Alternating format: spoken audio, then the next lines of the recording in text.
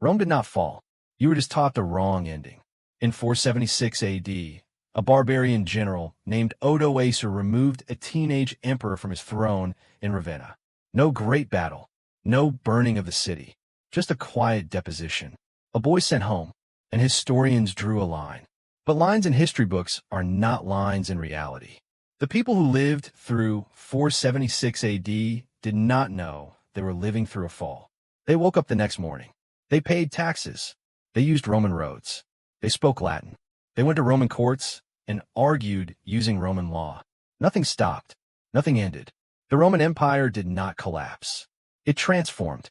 And the transformation is still happening right now, today, in the city you live in and the language you are reading these words in. Let's start with what actually happened. The western half of the Roman Empire had been fracturing for over a century before 476. Germanic tribes, the Visigoths, the Vandals, the Ostrogoths, had been moving into Roman territory not as conquerors, but as settlers, soldiers, administrators. Many of them were Christian. Many spoke Latin. Many commanded Roman armies under Roman titles. Odoacer, the man who deposed the last Western emperor, was himself a Roman general. He didn't abolish the empire. He sent the imperial insignia to Constantinople and asked the Eastern emperor to recognize him as governor of Italy. He was, in effect, applying for a job within the Roman system. The Eastern Empire, what we now call the Byzantine Empire, continued without interruption for another 1,000 years. Constantinople fell in 1453 AD. If Rome fell in 476, then the Roman Empire lasted not 400 years, but over 2,000. But here's where it gets stranger. Because even after 1453, Rome didn't stop.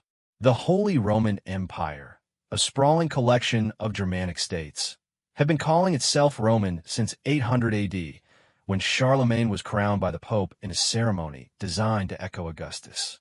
It lasted until 1806. The Russian Tsars called themselves Caesars. The word Tsar is Caesar.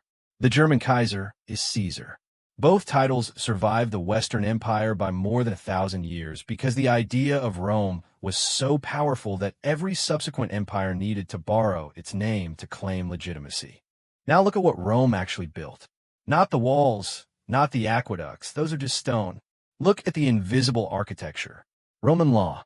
The legal systems of France, Spain, Italy, Portugal, Romania, and every country they colonized are built directly on Roman civil law.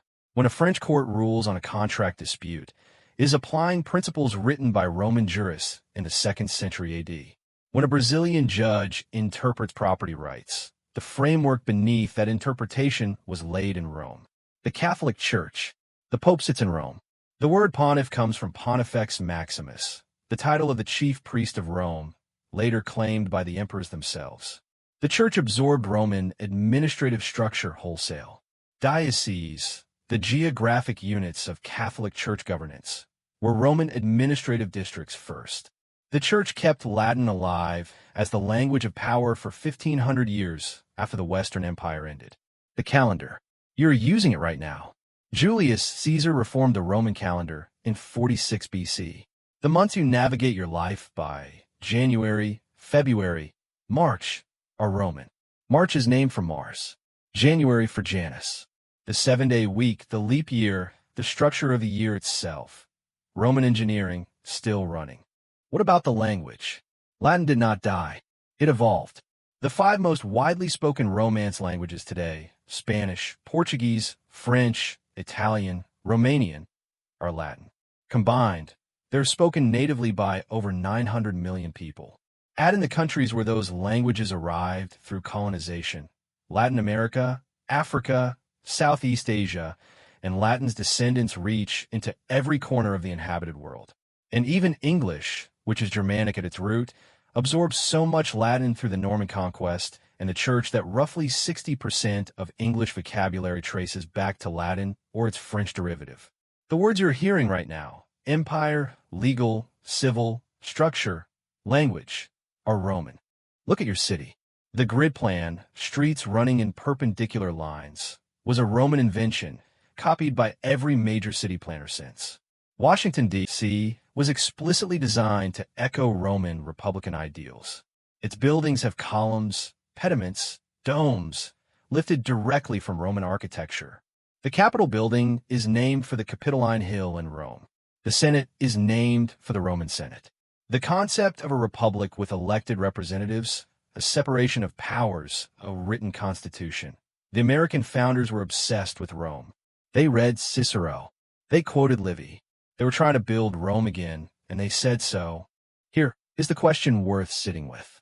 If a civilization's law still governs your courts, its language still shapes your speech, its calendar still structures your year, its religion still claims over 1 billion followers, its architectural vocabulary still defines what power looks like, and its political ideas still frame how democracies are built.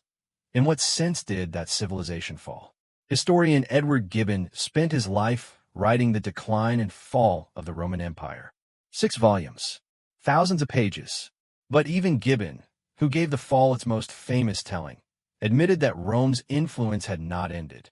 He wrote in the 18th century, 1300 years after 476, and the Rome he was writing about was still visible everywhere he looked. Rome did not fall. It dissolved into everything that came after it, into your legal system, into your church, into your months and your days, into your buildings and your political imagination, into the words you used to think. The barbarians didn't end Rome. They became it, and so did everyone else. You're not living after the Roman Empire. You're living inside it.